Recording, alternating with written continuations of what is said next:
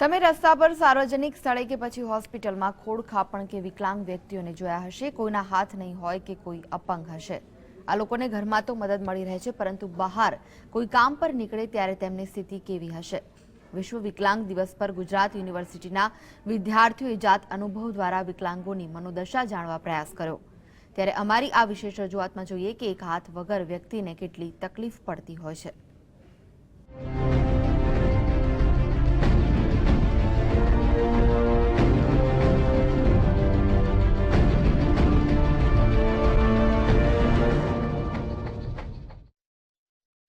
વિકલાંગતા એ કોઈ મર્યાદા નથી। આવી વ્યક્તિ પણ સમાજમાં માનભેર જીવન જીવી શકે છે। સમાજમાં લોકો વિકલાંગ વ્યક્તિઓ સામે હંમેશા દયાભરી કે હાસ્યાસ્પદ ભરી નજરે જોતા હોય છે। ત્યારે આ વ્યક્તિઓને માત્ર સહાનુભૂતિ જ નહીં, પરંતુ માનવીય સમર્થનની પણ જરૂર હોય છે। વિકલાંગ વ્યક્તિઓની સ્થિતિ કેવી હોય છે તેના પ્રયાસ રૂપે ગુજરાત યુનિવર્સિટીના વિદ્યાર્થીઓએ અપંગ, અંધ અને શારીરિક ખોડખાપણનો સ્વ અનુભવ કર્યો। તો આજે હું મારો એક જમણો હાથ બાંધીને હું એવો ટ્રાય કરવા માંગુ છું કે એ લોકોને કેવી તકલીફ પડે છે, જેનો હું આજે મારો એક હાથ બાંધીને પ્રયાસ કરવા માંગુ છું। આ વિદ્યાર્થીઓએ પોતાનો એક હાથ પાછળ બાંધી દઈને પોતાના મિત્ર સાથે બાઇક પર એન્ટ્રી કરી, જ્યાં તેને બાઇક પરથી ઉતરવામાં જ તકલીફ પડી રહી હોવાનું દેખાઈ આવ્યું। જો કે ખરી મુશ્કેલીની શરૂઆત તેને બેગને ખભા પર ટેકાવી રાખવામાં પડી। અનેક પ્રયત્નો છતાં બેગ ખભા પર રહેતી નહોતી, તો બેગ ખોલીને તેમાંથી કાગળ કાઢવામાં પણ તેણે અનેક પ્રયત્નો કરવા પડ્યા।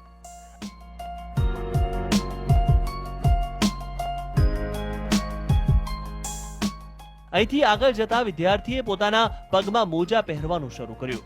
થોડી મહેનત બાદ મોજા પહેરાઈ તો ગયા, પણ સામાન્ય માણસ બે હાથે જે રીતે યોગ્ય ફોર્મમાં પહેરે છે તે પ્રમાણે મોજા નહોતા પહેરી શકાયા તે દેખાઈ આવ્યું। તો અંગૂઠાના પ્રેશરવાળા નળમાંથી પાણી કાઢીને પીવામાં પણ ભારે તકલીફ પડી। અહીંથી વિદ્યાર્થી લાઇબ્રેરીમાં પહોંચ્યો, જ્યાં છાપું વાંચતી વખતે તેને પકડી રાખવાનું તેના માટે મુશ્કેલ બન્યું। સાથે જ પંખાની હવા સામે છાપાને સાચવવું પણ મુશ્કેલી ભર્યું કામ હતું।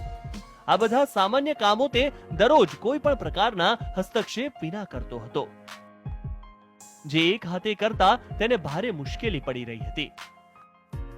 જો કે સૌથી વધુ મુશ્કેલી પડી એક સાથે વધુ પુસ્તકો ઉપાડવામાં, જે તેના માટે સૌથી અઘરું કામ બની રહ્યું। જીવનમાં મેં મારા ઘણા બધા મિત્રો તેમજ ઘણા બધા એવા લોકો મેં જોયા છે જેમના હાથ નથી, પણ એમના વિશે મેં વધુ વિચારવાની કોઈ દિવસ કોશિશ કરી નથી।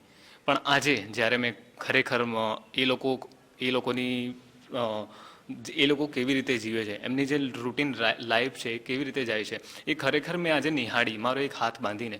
જ્યારે હું ઘરની બહાર નીકળી કે ઘરમાં હોય, દરેક સ્ટેપ આપણા માટે એક ચેલેન્જ બની જાય છે મારા માટે। આજે મારે બેગથી ચેન ખોલવી હોય, આગળ ક્યાંય જવું હોય, પાણી પીવા, તો કોઈ પણ સ્ટેપ એક નવો ચેલેન્જ બની જાય છે।